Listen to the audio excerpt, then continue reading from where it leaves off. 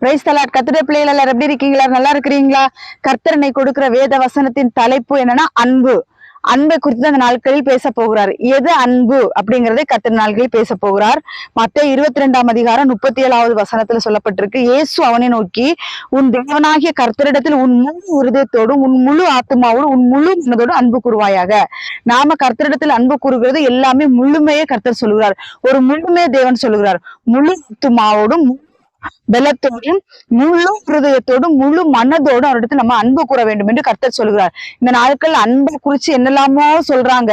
ஆனா கர்த்தர் சொல்றது ஒரு முழுமையா தேவன் விரும்புகிறார். முழுமையாக நீ என்னிடத்தில் அன்பு செலுத்து, தேவனிடத்தில் அன்பு செலுத்த வேண்டும் என்று தேவன் விரும்புகிறார். தேவனிடத்தில் நாம் எப்படி அன்பு செலுத்த வேண்டும் என்கிறது போக போக கர்த்தர் உணர்த்துவாராக. மத்தேயு 22 அதிகாரம் 39 வசனத்துல இருக்குது. இதற்கு ஒப்பாயிருக்கிற 2ஆம் கற்பனை என்னவென்றால், உன்னிடத்தில் நீ அன்பு கூறுவது போல பிறனிடத்தில் அன்பு கூறுவாயாக என்பதே. கர்த்தருடைய பிள்ளைகளே, நம்ம இடத்துல நாம எவ்வளவு தூரத்துக்கு அன்பு கூறுகிறோமோ அதே அன்பு பிறனிடத்தில் நாம் காமிக்க வேண்டும் என்று கர்த்தர் சொல்கிறார். பிறனிடத்தில் நாம என்ன அன்பு காண்பிக்க வேண்டும்? ஒருத்தன் நீச்சல் தெரியாம ஒரு குளத்துக்குள்ள விழுந்து விட்டான் என்றால் அந்த குளத்துக்கு மேல கரையில நின்றுகிட்டு ஐயோ பாவம்னு சொல்றது அன்பா? இல்லைன்னா அந்த குளத்துக்குள்ள விழுந்தவனை எப்படியாவது நாம போய் காப்பாத்துறது அன்பா? சொல்லுங்க. நம்ம கரையில நின்னுட்டு ஐயோ பாவம் என்று பரிதர்பிக்க அன்பு கிடையாது. அவனை அந்த நீச்சல் தெரியாமல் அந்த குளத்துக்குள் விழுந்தவனை போய் கரை தூக்கி விடுகிறது தான் உண்மையான அன்பு என்று வேதவசனம் சொல்கிறது. அதுதான் இப்ப நம்ம குளத்துக்குள்ள விழுந்துட்டோம், யாரும் நம்மளை காப்பாற்ற மாட்டாங்களோ நமக்கு ஒரு ஏக்கம் இருக்கும் இல்லையா? அதே மாதிரிதானே அவனுக்கும் இருக்குங்கிற ஒரு நினைப்போட நம்ம என்ன செய்யணும்? காப்பாற்றி விட வேண்டும். இதுதான் நம்மிடத்தில் அன்பு கூறுகிறது போல நம்முடைய சகோதரனிடத்தில் நாம் அன்பு கூறுகிற விஷயம் என்று தேவனாகிய கர்த்தர் சொல்கிறார். மார்க் 10 அதிகாரம் 21 வசனத்துல என்ன சொல்லப்பட்டிருக்கு? மார்க் 10:21 இயேசுவோட அன்பை பாருங்களாம். இயேசு ஒருவனிடத்தில் அன்பு கூறுகிறார்னா அவனை பூர்ணமாய் மாற்றி விடுவார் ஆண்டவர். அதுதான் தேவனுடைய இயேசு கிறிஸ்துவனுடைய அன்பு. அதுதான்.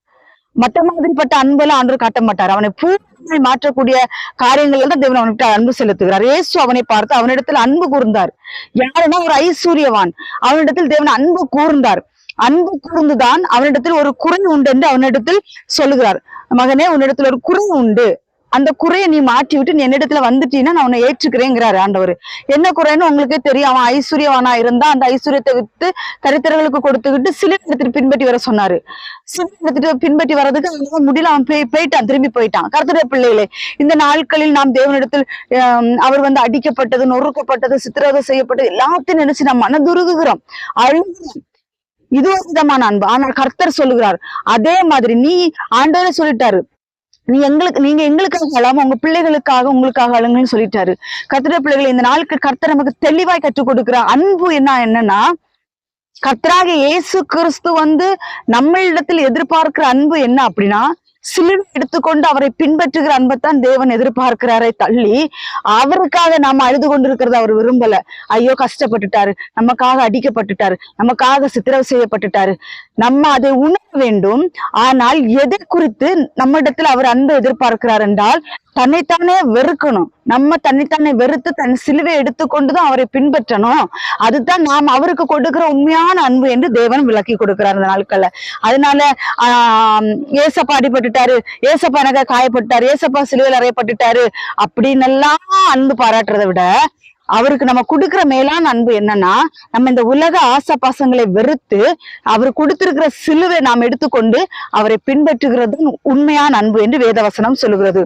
யோவான் எழுதின சுவிசேஷம் 3ஆம் அதிகாரம் 14 வசனத்துல என்ன சொல்லப்பட்டிருக்கு? தம்முடைய பேரான குமாரனை விசுவாசிக்கிறன் எவனோ அவன் கெட்டு போகாமல் நித்திய ஜீவனை அடையும்படிக்கு அவரை தந்தரில் இவ்வளவாய் உலகத்தில் அன்பு கூர்ந்தார். கர்த்தருடைய பிள்ளைகளே, அவர் நம்மள்ட்ட அன்பு கூர்ந்திருக்கிறார். எப்படி அன்பு கூர்ந்தாரு? தன்மைத்தாமே வெறுமையாக்குறார், தம்மைத்தாமே அடிமையின் ரூபம் எடுத்தாரு. நம்மளுடைய பாவங்களுக்காக அவர் கல்வாரி சிலுவையில் அறையப்பட்டார், நொறுக்கப்பட்டார், சித்திரவதை செய்யப்பட்டார், பாடுகளுக்குட்படுத்தினார். அவரு பிதா ஒரே குமாரனாக இயேசு கிறிஸ்து நமக்காக பலியிட்டாரு. அதுதான் ஆண்டவர் நம்ம கிட்ட செலுத்தி இருக்கிற ஒரு அன்பு. ஒவ்வொன்றும் அன்பு இல்லாம இந்த பூமிக்குரியவன் எவனும் ஒரு அன்பு இல்லாம நமக்கு எதையுமே செய்ய முடியாது. எதையுமே செய்ய முடியாது.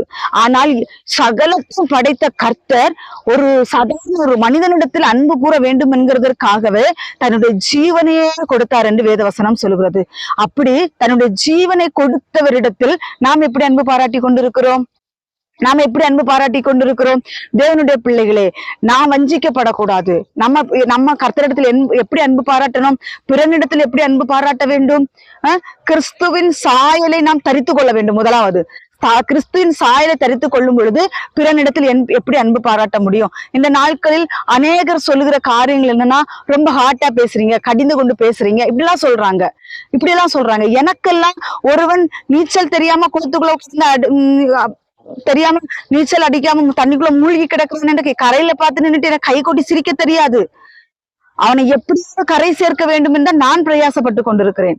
எனக்குள் இருக்கிற ஆண்டவர் அதைத்தான் எனக்கு சொல்லி கொடுத்திருக்கிறார். கர்த்தருடைய பிள்ளைகளே, கரை நின்னுட்டு ஐயோ இவன் பாவம் இப்படிங்கிறது ஒரு அன்பா? இல்லாத இதை இப்ப நினைச்சிட்டு இருக்கிறாங்க. இத இப்படி சொல்லிக்கிட்டா பாவம்னு சொல்லிட்டு அது ஒரு அன்பு நினைக்கிறாங்க. இல்ல கர்த்தருடைய பிள்ளைகளே, நாம் காயப்பட்டாலும் பிரச்சனை இல்லை, நமக்கு பலவிதமான அவமானங்கள் நிந்தைகள் வந்தாலும் பிரச்சனை இல்லை. அவனுக்கு அடிப்படாம நம்ம அவனை தூக்கி எடுக்கணும். அதுதாங்க உண்மையான அன்பு. இயேசு கிறிஸ்து தன்னை ஒப்பு கொடுத்ததுக்கு காரணம், அவர் அடிக்கப்பட்டார், வாதிக்கப்பட்டார், நொறுக்கப்பட்டார்.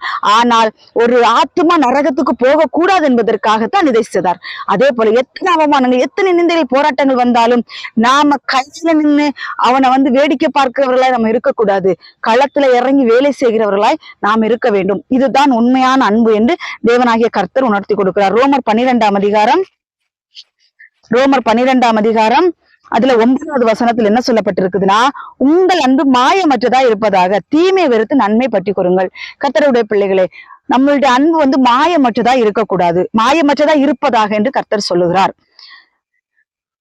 அன்புன்னா என்னதுன்னா, முதலாவது கர்த்தருக்கு நம்ம கொடுக்குற அன்பு என்னன்னா, தீமையை வெறுக்கணும், நன்மையை பற்றி கொண்டிருக்கணும்.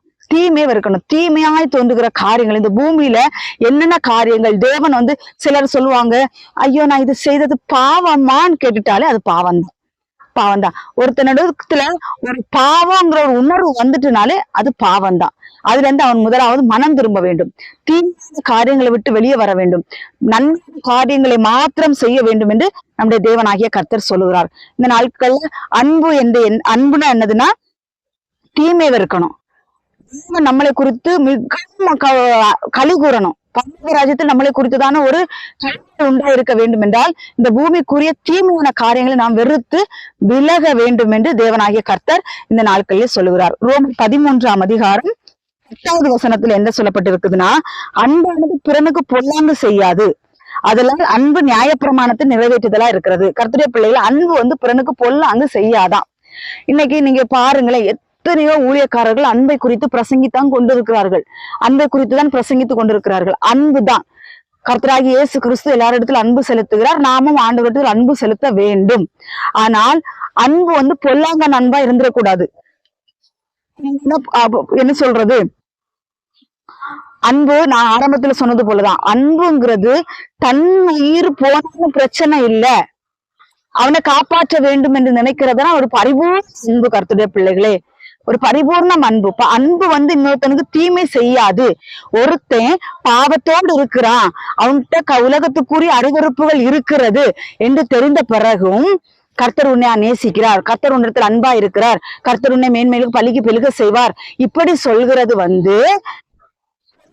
அன்பு என்று வேதவசனம் சொல்லுகிறது.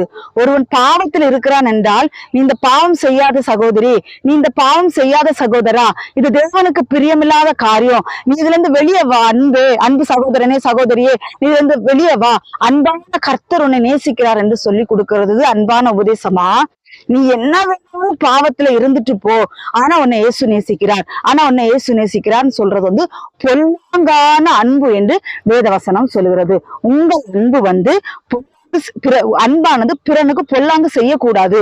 இன்னைக்கு நான் சொல்றேன், யாரெல்லாம் இயேசு அன்பானவர், இயேசு தண்டிக்க மாட்டார், இயேசு கருணை உள்ளவர் என்று யாரெல்லாம் சொல்லி கொண்டிருக்கிறீர்களோ, கர்த்தருடைய பிள்ளைகளை இந்த நாட்கள் நீங்கள் சுதாரிச்சு கொள்ளுங்க. கர்த்தருடைய அன்பு பூர்ண அன்பு. ஆனால் அந்த அன்பு நம்மளுக்கு பூரணப்பட வேண்டும் என்றால் நாம என்ன செய்யணும்னா, இந்த உலகத்தில் உள்ள தீமைகளை வெறுத்து தள்ள வேண்டும். அன்பானது பிறனுக்கு பொல்லாங்கு செய்யாத அன்பா நம்ம இருக்க கற்றுக்கொள்ள வேண்டும். இதுதான் கர்த்தர் இந்த நாட்களில் சொல்லுகிறார். அன்பு எல்லாருக்கும் தேவைதான். இந்த நாட்கள்ல சிலவங்களெல்லாம் யோசிச்சு பாருங்க, பயங்கரமான வேதனையோட இருப்பாங்க பாருங்களேன். யாராவது ஏதாவது அவங்கள அவமானமா பேசி இருப்பாங்க, ஏதாவது ஒரு காரியம், ஏதாவது ஒரு சூழ்நிலைகள், கடன் பிரச்சனைகள்னால வேதனையோடு இருப்பாங்க. மனைவி சரியில்லைன்னு ரொம்ப கவலையோட, கணவன் சரியில்லைன்னு ரொம்ப கவலையோட இருப்பாங்க. பிள்ளைங்க நடத்தைகள் சரியில்லைன்னு பெற்றோர்கள் ரொம்ப கவலையா இருப்பாங்க. பல கவலைகள், பூமியில மனிதர்களுக்கு பல கவலைகள் சூழ்ந்து கொண்டு இருக்கிறது. அவர்களுக்கு ஆறுதலான வார்த்தைகளை கேட்கும் பொழுது அப்படியே காத்துல ரெக்கை கட்டி பறக்கிற மாதிரி இருக்கும். அது எப்போ அந்த மெசேஜ் கேட்கறது வரைக்கும் தான். அதுக்கு பிறகு அந்த ஆறுதல் எங்கே போகும்? யோசிச்சு பாருங்களேன். இதே இது நீ பூரணப்பட்டவளாய் கிறிஸ்துவுக்காக ஜீவனை கொடுக்க நீ ஆயத்தமாய் உன்னை பரிசுத்தமாக்கி கொண்ட பின்பு அந்த வார்த்தைகளை நீ கேட்கும் பொழுது அந்த வார்த்தைகள் உன் இருதயத்துக்குள்ள நிலைத்து நிற்கும். இல்லாம வச்சு காத்துல பறந்து போகக்கூடிய வார்த்தைகளாதான் இருக்கும். அது எந்த பெரிய ஊழியக்காரர்கள் உபதேசம் பண்ணினாலும் அந்த வார்த்தை உங்களுக்கு நிலைக்காது. முதலாவது அன்பு நீங்கள் முழுமையாக அடைய வேண்டும் என்றால் உங்களுடைய கவலைகள், உங்களுடைய கண்ணீர்கள், உங்களுடைய வேதனைகள், துக்கங்கள், பாடுகள், படுக்கைகள், வியாதிகள், பலவீனங்கள் எல்லாம் உங்களை விட்டு மாறணும்னா உங்களை நீங்களே ஆராய்ந்து அறிந்து கொள்ளுங்கள். இந்த நாட்கள்ல பல பேர் பலவிதமான பலவீனங்கள்ல, சாபத்துல, இப்படி எல்லாம் பலவிதமான காரியங்கள்ல துன்பப்படக்கூடியவர்களா இருப்பார்கள். ஐயோ, யாரும் எங்களை விடுதலை செய்வார்கள்? யாராவது 2 ஆறுதலான வார்த்தையை பேசிட மாட்டாங்களா? யாராவது எங்களை கை தூக்கி எடுத்துட மாட்டாங்களான்னு ஏங்குகிறவர்கள் இருப்பார்கள். நீங்க இதுக்கு முன்னாடி யார் யாருக்கு என்னென்ன துரோகங்கள் செய்திருக்கிறீங்க, யார் யார் குடும்பத்தை கெடுக்க நினைச்சிருக்கிறீங்க, உங்களை நீங்களே ஆராய்ஞ்சு பாருங்க. உங்களை நீங்களே சுத்திகரிச்சதுக்கு பிறகு பாருங்க, உங்களுடைய வாழ்க்கை ஸ்டைலே வேற மாதிரி இருக்கும் கர்த்தருடைய பிள்ளைகளே. ஏன்னா நீங்க உங்களை சுத்திகரித்து கொண்டே இருக்க உங்களிடத்தில் வருவானா இயேசு கிறிஸ்து உங்களிடத்தில் வந்து விடுவார். வந்ததுக்கு பிறகு பார்த்துட்டீங்கன்னா உங்கள் மரண படுக்கைகள் மாறும். குழந்தை இல்லை என்று வருத்தப்படுகிற காரியங்கள் மாறும். வெறுப்ப பைய கட்ட கொடுப்பார். ஆமா, இதெல்லாம் ஒரு விதமான ஒரு பாவத்தினுடைய கிரியைகளாத்தான் இருக்கும். குடும்பத்துல சமாதான கேடுகளை உண்டாக்குகிறதும் ஒரு பாவம் தான். நமக்கு இப்போ இதெல்லாம் பாவம்தான். ஒரு அவ இப்படின்னு பேசுகிறதே பாவம்தான். நம்ம இப்ப இதெல்லாம் பாவம். இதுவே நம்ம கால சுத்துறதா இருக்கும். ஆதிகாமத்துல இருக்குது, நீ நன்மை செய்யாதிருந்தால் பாவம் வாசற்படியில் படுத்து கிடக்கும். நன்மை செய்வது நம்ம சோர்ந்து போக கூடாது, நன்மை செய்யணும். நன்மை செய்யக்கூடிய காரியங்கள் வரும் கர்த்தருடைய பிள்ளைகளே. அதுல முதலாவது அன்பு என்கிறது என்னன்னா, அன்பு பிறனுக்கு பொல்லாங்கு செய்யாது. அன்பு என்ன செய்யும் அப்படின்னா, தன் உயிரை பார்க்காதபடிக்கு அடுத்தவர்களை குழிக்குள்ள இருந்து தூக்கி விடக்கூடிய ஒரு அன்பாக இருக்கும். அல்ல மேற்பூச்சாக பூசுகிற அன்பு எல்லாமே பொல்லாங்கான அன்பு என்று வேத வசனம் சொல்லுகிறது. 1 கொரிந்தியர் 16ஆம் அதிகாரம் 1 கொரிந்தியர் 16ஆம் அதிகாரம் 22வது வசனத்துல, கர்த்தராகிய இயேசு கிறிஸ்துவினிடத்தில் அன்பு கூறாமற் போனால் அவன் சபிக்கப்பட்டவனாய் இருக்க கடவன். கர்த்தர் வருகிறார். கர்த்தருடைய பிள்ளைகளே, ஒருவன் கர்த்தராகிய இயேசு கிறிஸ்துவினிடத்தில் அன்பு கூறாமல் போனால் அவன் சபிக்கப்பட்டவன் என்று வேதவசனம் சொல்லுகிறது. அன்பு கூறுகிறதுல நம்ம அங்க பார்த்தது போல ஐஸ்வர்யத்தை விட்டு தரித்திரர்களுக்கு கொடுத்துக்கிட்டு பின்னாடி உன் சிலுவை எடுத்துக்கொண்டு என்னை பின்பற்றி வா என்று சொல்கிறது தான் நாம் தேவனிடத்தில் அன்பு கூறுகிற காரியங்கள். இந்த நாட்களில் எல்லாரும் சொல்கிறது, கர்த்தர் எங்களை அவ்வொரு விதமாய் ஆசீர்வதித்திருக்கிறார், கோடியா எங்களை ஆசீர்வதித்திருக்கிறார், நாங்கள் கர்த்தருக்கு கொடுத்தோம், கர்த்தர் எங்களுக்கு திருப்பி கொடுத்தார், நாங்கள் அப்படி ஐஸ்வர்யவானா இருக்கிறோம், இப்படி ஐஸ்வர்யவானா இருக்கிறோம் என்று சொல்லுகிறார்கள். தேவனுடைய பிள்ளைகளே, புதிய ஏற்பாட்டிலே கர்த்தராகிய இயேசு கிறிஸ்து சொல்லுகிற ஒரு ஐஸ்வர்யம், பரலோக ராஜ்யத்துக்கு நம்மளை தகுதிப்படுத்துகிற ஐஸ்வர்யமே தள்ளி இந்த பூமிக்குரிய எந்த ஒரு ஐஸ்வர்யத்தையும் பத்தி புதிய ஏற்பாட்டில் சொல்லப்படவே இல்லை. ஏமாந்து போகாதிருங்கள். கர்த்தராகிய இயேசு கிறிஸ்து சொல்லுகிறார், உலக ஐஸ்வர்யத்தை எல்லாம் நீங்கள் விட்டு உலகத்திலே பொக்கிஷத்தை சேர்த்து வைக்காதபடிக்கு பரலோகத்திலே பொக்கிஷத்தை சேர்த்து வையுங்கள், அங்கே உங்களுக்கு நிறைவான பலன் உண்டாயிருக்கும் என்று ஆண்டவராகிய இயேசு கிறிஸ்து சொல்லுகிறார். இந்த நாட்களில் போதிக்கிறவர்கள் எப்படி போதிக்கிறார்கள்? உங்களுக்கு ஆண்டவர் 10 வீடு கொடுப்பாரு, 5 காரை கொடுப்பாரு, கோடியாய் நீங்கள் பெருகுவீர்கள் என்று போதிக்கிறார்கள். அல்லவே அல்ல. நீ கோடியாய் நீ பணத்தை சேர்த்து வைத்தாலும் நீ உன் ஆத்மாவை நஷ்டப்படுத்தி கொண்டிருக்கிறாய். அது செல்லுபடியாகாது. அந்த பணத்தை கொண்டு நீ ஒரு சல்லி காசு கூட எடுத்துட்டு நீ பரலோகத்துக்குள்ள நுழைய முடியாது. ஆண்டவர் சொல்லுகிறார், உனக்கு போதும் என்கிற மனதுடனே கூடிய தேவ பக்திய மிகுந்த ஆதாயம். அந்த ஐஸ்வர்யத்தின் மேல் ஐஸ்வர்யத்தை சேர்க்க பிரயாசப்படாதீர்கள், வீடுகளின் மேல் வீடுகளை கட்ட பிரயாசப்படாதீர்கள். ஐஸ்வர்யம் ஒன்றுக்கும் உதவாது. கர்த்தருடைய பிள்ளைகள் ஐஸ்வர்யவான்களாக வேண்டும் என்று விரும்புகிறவர்கள் கண்ணிலும் கேட்டிலும் சிக்கிக் கொள்கிறார்கள். பலவித இச்சையில் விழுந்து விடுகிறார்கள். பண ஆசை எல்லா தீமைக்கு வேற இருக்கிறது. எத்தனை வசனம் இருக்கு புதிய ஏற்பாட்டுல. தேவனுடைய பிள்ளைகளை ஐஸ்வர்யத்தின் மேல் தன் மனதை செலுத்தி விழுந்து போய்விடாதீர்கள். கர்த்தர் சொல்லுகிறார், ஒருவன் இந்த பூமிக்குரிய காரியத்திலே தன் முழு மனதையும் செலுத்துவான், ஆனால் அவன் சபிக்கப்பட்டவனாயிருப்பான். அவன் தேவனிடத்தில் அன்பு கூறவில்லை. அவன் தேவனிடத்தில் அன்பு கூறுகிறவனாய் இருந்தால் ஆத்துமாதாயம் செய்யறதுக்கு முன் வருவான். இன்னும் என்ன அப்படின்னா, மக்களுக்கு உதவி செய்கிறதுல, பாடுகள் அனுபவிக்கிறதுல முதன்மையானவனாய் நிற்பான். தேவனுடைய ஜனங்களை இந்த நாட்கள் கர்த்தர் சொல்லுகிறார், கர்த்தராகிய இயேசு கிறிஸ்துவினிடத்தில் அன்பு கூறாதவன் சபிக்கப்பட்டவன். அன்பு என்றால் எது என்று தெரிந்து கொள்ளுங்கள். 2 கொரிந்தியர் 13ஆம் அதிகாரம் 11வது வசனம். கடைசியாக சகோதரரே, சந்தோஷமாயிருங்கள். எப்பொழுதுமே சந்தோஷமா இருக்கணும். கர்த்தர் விரும்புகிற காரியம் அதுதான். எப்பொழுதுமே சந்தோஷமா இருங்கள். நர்சீர் பொருந்துங்கள் என்று அதுல ஒரு வார்த்தை வருது பாருங்க. நர்சீர் பொருந்துங்கள்னா நம்ம நர்சீர் பரணும். எல்லா அசுத்தங்கள்ல இருந்து நம்ம முதலாவது வெளியே வரணும். வெளியே வந்தாதான் ஆறுதல் அடைய முடியும், ஏக சிந்தையா இருக்க முடியும், சமாதானமா இருக்க முடியும். முதலாவது நம்மள்ட்ட ஆண்டவர் விரும்புற ஒரே காரியம் பரிசுத்தத்தை தான். கர்த்தருடைய பிள்ளைகளை வேற எதையுமே நம்மள்ட்ட ஆண்டவர் விரும்புறது கிடையாது. நீங்க அந்த ஒரு அன்பு ஆண்டவர் கொடுத்தாலே போதும். நீங்க ஆண்டவர் வேற எந்த அன்பையும் உங்கள்ட்ட கேட்கல. நீ பரிசுத்தமா இரம்மா, நீ பரிசுத்தமா இரு தாயி, அதான் கர்த்தர் கேட்கிறாரு. வேற எதையுமே கர்த்தர் உன்னிடத்தில் கேட்கல. பரிசுத்தனா பொய் பேசக்கூடாது, களவு செய்யக்கூடாது, விபச்சாரம் செய்யக்கூடாது, வேசித்தனம் செய்யக்கூடாது, காம விகாரத்துக்கு தன்னை ஒப்பு கொடுக்க கூடாது, பிறனை கெடுத்து பேசக்கூடாது, புறம் கூறக்கூடாது, கோல் சொல்லக்கூடாது, விக்கிரக ஆராதனை செய்யக்கூடாது, பொருளாசையின் மேல் மனதை செலுத்தக்கூடாது, பொறாமைகள், எரிச்சல்கள், கோபங்கள், வீண் வார்த்தைகள், இப்படி பல காரியங்களை நம்ம அடுக்கி கொண்டே போகலாம். இதுல இருந்தெல்லாம் தேவன் இந்த நாட்கள் வெளியே வர சொல்லுகிறார். நீங்க வெளியே வாருங்கள். அதுதான் தேவனுக்கு நீங்க கொடுக்கக்கூடிய பிரதானமான அன்பு அதுதான் என்று வேதவசனம் சொல்லுகிறது. கர்த்தருடைய பிள்ளைகளே, தேவன் கேட்கிற அன்பு, நீங்கள் பரிசுத்தமாய் உங்களை காத்து கொள்ளுங்கள், நற்சீர் பொருந்துங்கள் என்கிறதா தேவன் நம்மிடத்தில் கேட்கிற அன்பா இருக்கிறது. அப்பொழுது அன்புக்கும் சமாதானத்துக்கும் காரணராகிய தேவன் உங்களுடைய கூட இருப்பார். நம்ம இதெல்லாம் செய்யும்போது, நம்மளை சுத்திகரிக்கும் பொழுதுதான் அன்புக்கும் சமாதானத்துக்கும் காரணராகிய தேவன் நம்மோடு கூட இருப்பார் என்று வேத வசனம் சொல்லுகிறது. கலாத்தியர் 2ஆம் அதிகாரம் 20வது வசனம். கிறிஸ்துவினை கூட அறைப்பட்டேன், ஆயினும் பிழைத்திருக்கிறேன். இனி நான் அல்ல, கிறிஸ்துவே எனக்குள் பிழைத்திருக்கிறார்.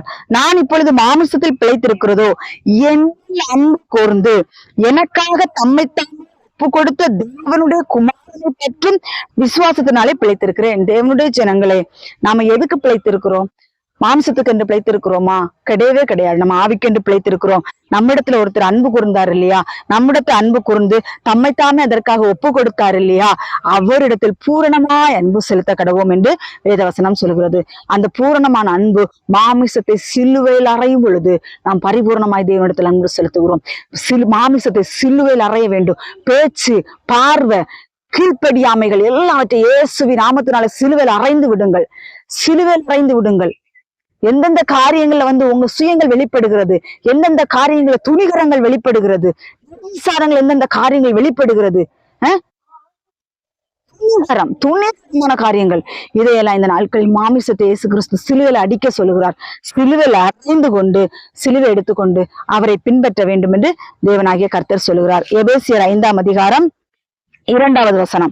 எபேசியர் 5:2 என்ன சொல்லப்பட்டிருக்குன்னா, கிறிஸ்து நமக்காக தம்மை தேவனுக்கு சுகந்த வாசனையான காணிக்கையாகவும் பலியாகவும் ஒப்பு கொடுத்து நம்மில் அன்பு கூர்ந்தது போல நீங்களும் அன்பிலே நடந்து கொள்ளுங்கள். தேவனாகிய கர்த்தருடைய பிள்ளைகளே, ரோமர் 12ஆம் அதிகாரத்துல சொல்லப்பட்டிருக்கிறது, நம்முடைய சரீரத்தை ஜீவ பலியாக ஒப்பு கொடுக்க வேண்டும் என்று வேதவசனம் சொல்கிறது.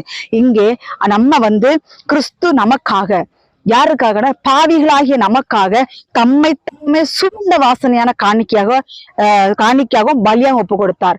கர்த்தராகிய இயேசு கிறிஸ்து பலியாகவும் காணிக்கையாகவும் நமக்காக, நம்முடைய பாவங்களுக்காக அவரை ஒப்பு கொடுத்து நம்ம அன்பு கூர்ந்தது போல இந்த நாட்களில் நாம் நம்முடைய ஆவியாத்மா சரீரத்தை ஜீவ பலியாக அவனுக்கு காணிக்கையாக நம்ம முழுவதும் அர்ப்பணித்து விட்டோமானால் நான் தேவனிடத்தில் முழுமையாய் அன்பு கூறுவதாய் இருப்போம் என்று தேவனாகிய கர்த்தர் சொல்லுகிறார்.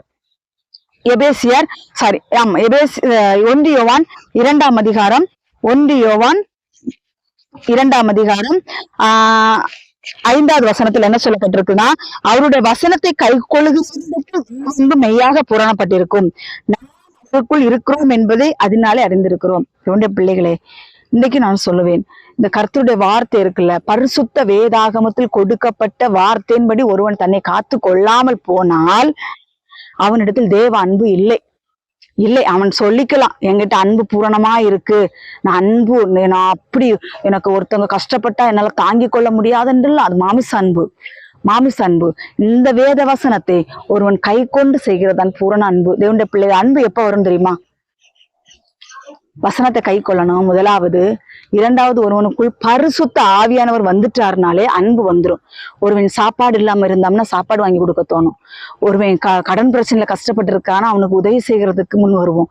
இன்னும் பல காரியங்கள் இருக்கு கர்த்தருடைய பிள்ளைகளே.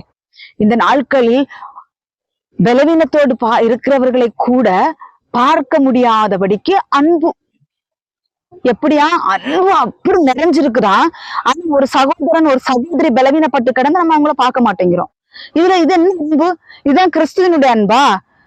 ஒருவன் பலவீனப்பட்டு கிடக்கிறான், ஒருத்தி பலவீனப்பட்டு கிடக்கிறாள் என்றால் அவர்களுக்கு தேவையான கடமைகளை நீங்கள் செய்வீர்கள் என்றால் தேவனுக்கே செய்ததாக வேதவசனம் சொல்லுகிறது. இந்த நாட்கள் எங்களுக்கு குப்பிட போடு என்னதுன்னா, பட்டவனாகவோ இல்ல வியாதிப்பட்டவனாகவோ எந்த சிக்கலுக்கு முதலாவது தேவனுடைய அன்பு. மற்ற மாதிரி எந்த அன்பை தேவன் விரும்புகிறது கிடையாது. காசு வந்தது அவனுக்கு எந்த ஒரு உதவி செய்ய மாட்டாங்க தேவனுடைய பிள்ளைகளே. நான் செல்ல ஒரு நியூஸ் பார்த்தேன்.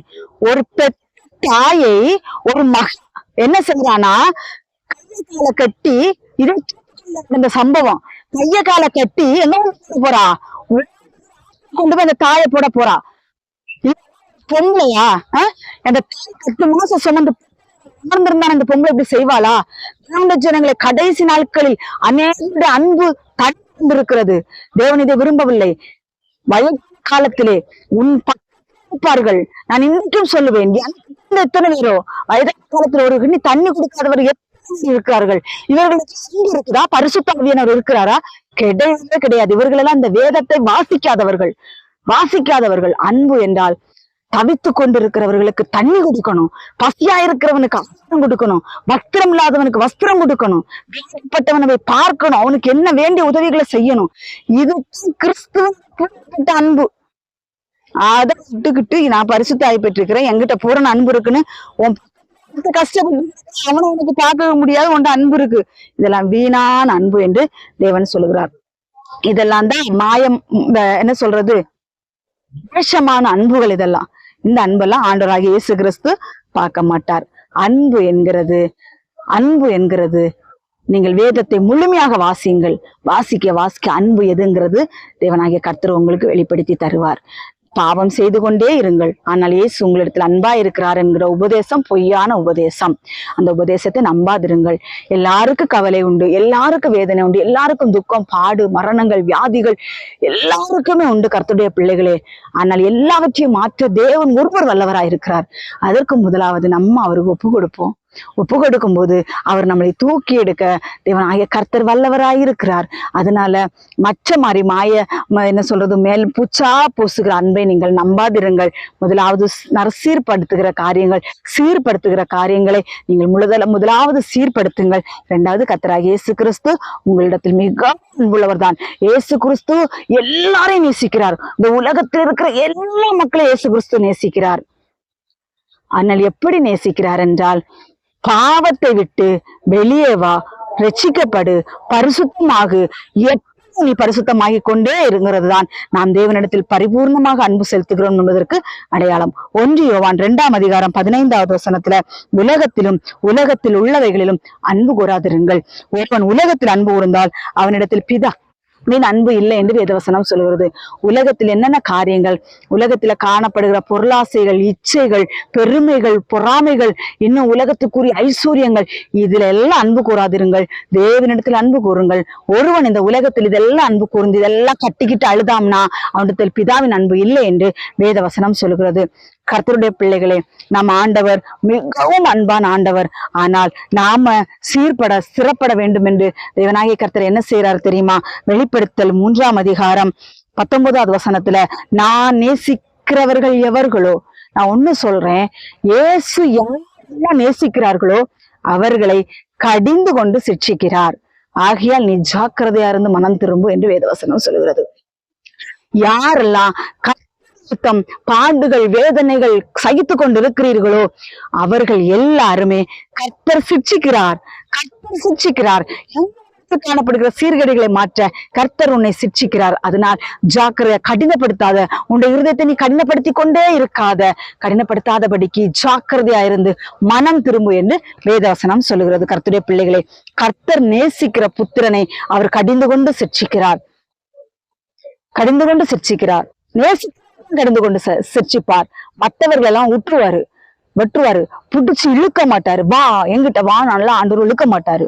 உன் மனதார நீ இயேசு கிறிஸ்துவை ஏற்றுக்கொண்டு அவருக்கு உண்மையாக பயபக்தியாய் வாழ்வாயானால் உன்னை சிட்சித்து உன்னை பொன்னாக மாற்றுறதுக்கு உன்னை புடமிட்டு கொண்டே இருப்பார். புடமிடுவார். யோபுவை புடமிட்டார்.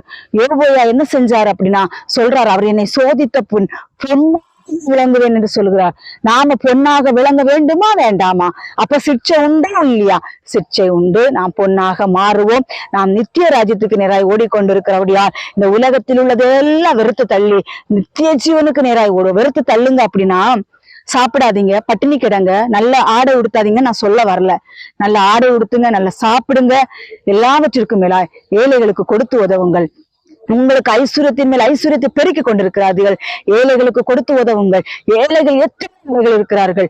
ஏழைகளுக்கு கொடுத்து உதவுங்கள். உங்கள் மனதை கடினப்படுத்தாதீர்கள். கடினப்படுத்தினால் நீங்க உங்களிடத்தில் பூரண அன்பு இல்லை என்று வேதவசனம் சொல்லுகிறது.